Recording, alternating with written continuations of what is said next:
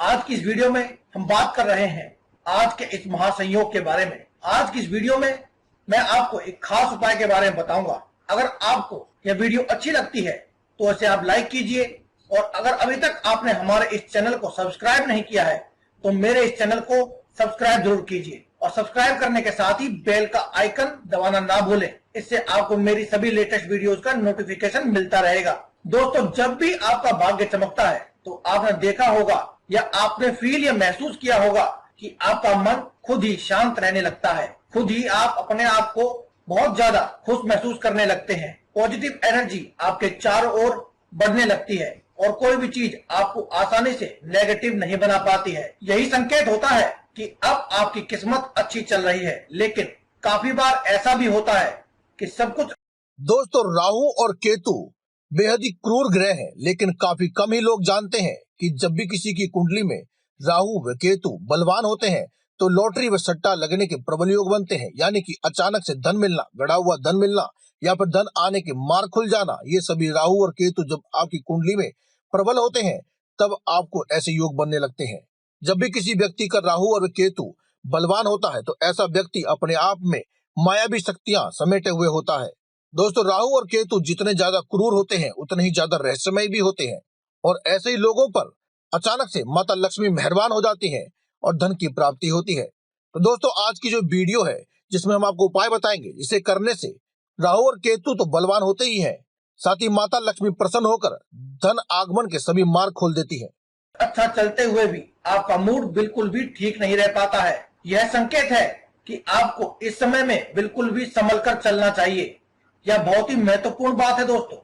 अगर आप इनको फील कर लेते हैं तो आपकी तरक्की आपके आगे पीछे ही घूमती रहेगी। ये बहुत ही महत्वपूर्ण संकेत होते हैं जिनको अगर आप ध्यान रखते हैं तो आप अपने जीवन में बहुत सी समस्याओं को आने से पहले ही टाल सकते हैं। और काफी बार आप खुद को ही देखा होगा कि जब भी आपका मन घबराता है या मूड खराब रहता है तो आपको पहले तो अचानक से कुछ ना कुछ बुरा हो जाता है। इसका मतलब है कि आपने संकेत को सही से नहीं समझा था, सही से पहचाना नहीं था, सही समय पर आप समझ नहीं पाए। लेकिन जब आप पॉजिटिव रहते हैं तो आपका मन खुश होता है।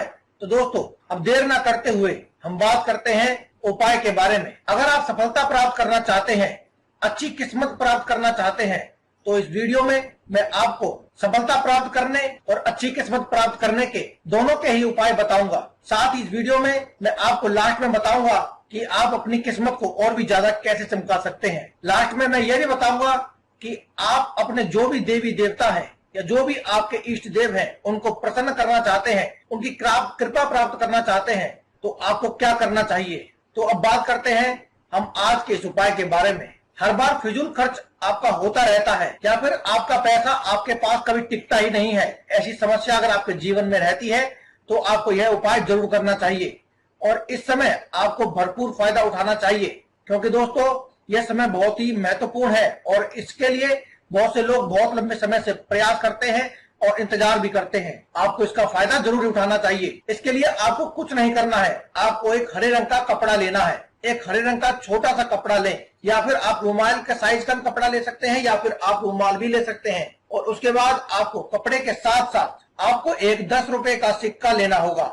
अगर आपके पास 10 रुपए का सिक्का ना हो तो आप 5 रुपए का सिक्का या 1 या 2 रुपए का सिक्का भी यूज कर सकते हैं। लेकिन आपको ध्यान रखना होगा कि आप जो यूज करने वाले हैं सिक्का, वो आपको सिक्का ही होना चाहिए। आपको नोट नहीं लेना है। और इसके साथ ही आपको चाहिए तुलसी के 5 पत्ते। अब आपको क्या करना है, आप जो हरा कपड़ा लेंगे उसके बाद आप इस सिक्के को साफ करेंगे। अगर ये सिक्का गंदा हो तो आप इसे नींबू या फिटकरी आदि से अच्छी तरह से साफ कर लें। इससे कोई फर्क नहीं पड़ता है कि आपने सिक्का नया लिया है या पुराना लिया है। सिक्के के नए या पुराने होने से कोई फर्क नहीं पड़ता है, लेकिन इसका साफ होना जरूरी है। आपको इसे साफ कर लेना है। इसके बाद आपको यह सिक्का लेने के बाद हरे रंग के कपड़े को नीचे बिछा लें।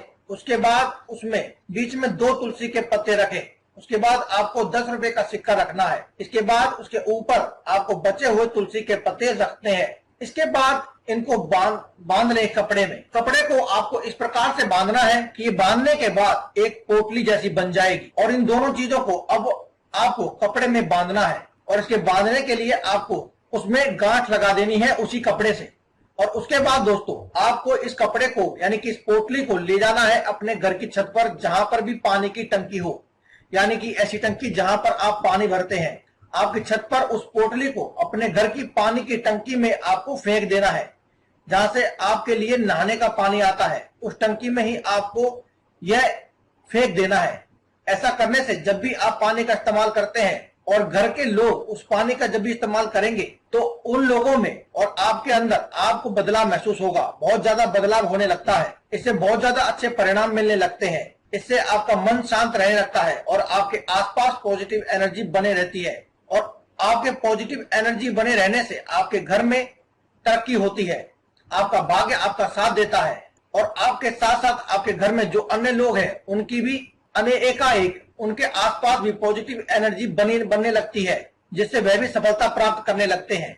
घर में खुशहाली का माहौल बना रहता है। इसके साथ ही मैं आपको एक और सिक्के का उपाय बताता हूँ। यह सिक्के का उपाय आपको ऐसे करना है कि आपको कोई भी सिक्का ले आए, 1 रुपए का सिक्का ले, 2 का सिक्का ले या 5 रुपए का या 10 रुपए का, जो भी सिक्का आपको मिल जाए वह सिक्का ले लें। इसको लेने के बाद पहले की तरह आपको यह सिक्का साफ कर लेना है।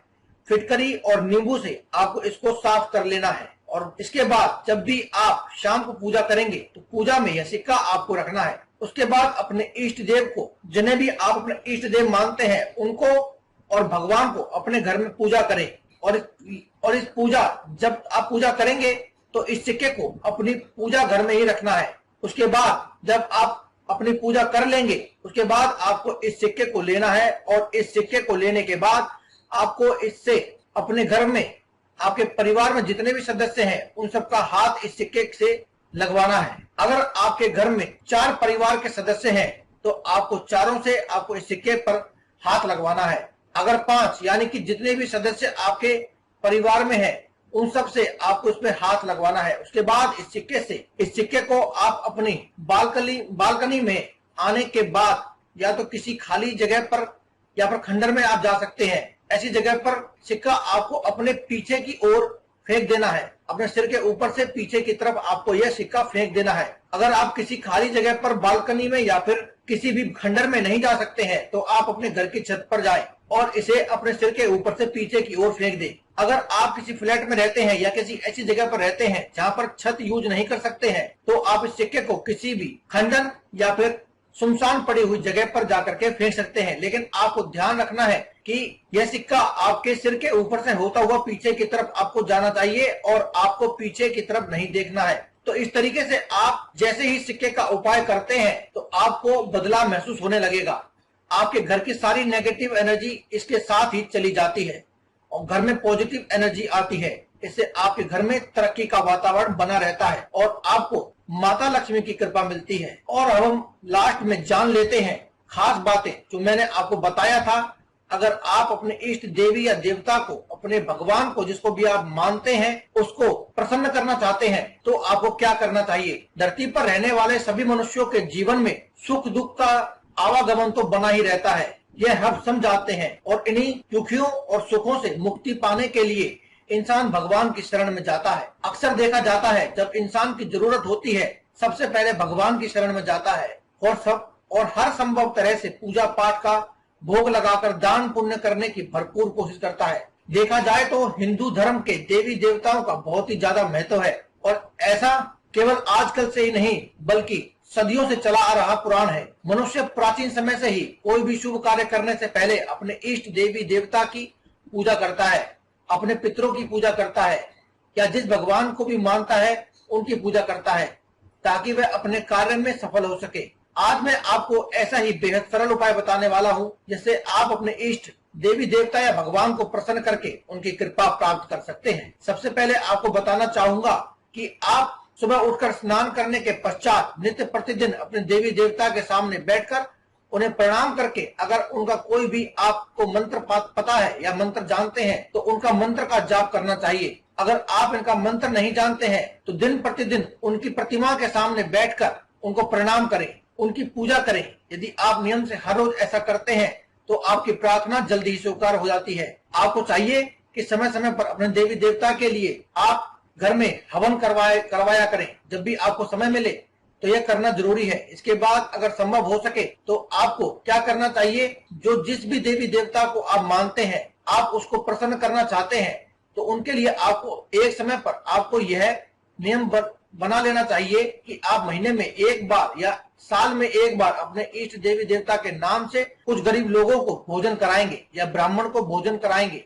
ऐसा करने से इष्ट देवी देवता बहुत जल्दी प्रसन्न हो जाते हैं। यह भी ध्यान दें कि आप जिस भी देवी देवता की कृपा प्राप्त करना चाहते हैं, उन्हें प्रसन्न करना चाहते हैं, आपको चाहिए कि प्रतिदिन या फिर कुछ निश्चित समय पर उन देवी देवता के नाम पर मंदिर या आसपास के गरीबों में अन्न और वस्त्र का भी आप दान करें। यह हो सकता है कि आप महीने में एक बार करें, 6 महीने में एक बार करें, या 3 महीने में एक बार करें, या साल में एक बार करें। आप अपना एक रूटीन बना लें और इस उपाय को करने से आपको इष्ट देवी देवता आपके सामने भगवान की कृपा बहुत ही जल्दी मिलने लगती है और वह आपसे प्रसन्न होते हैं। ऐसा करने से आपके इष्ट देवी देवता सदा आप पर कृपा बनाए रखते हैं और आपकी हर मनोकामना को पूर्ण करते हैं। दोस्तों, अगर आपको वीडियो अच्छी लगी हो तो आप वीडियो के नीचे कमेंट बॉक्स में जय बजरंगबली अवश्य लिखें। दोस्तों, आज की इस वीडियो में केवल इतना ही। कल फिर मुलाकात होगी आपसे एक और नई वीडियो के साथ। तब तक के लिए दे इजाजत। धन्यवाद। कमेंट बॉक्स में लिखते रहें जय बजरंगबली।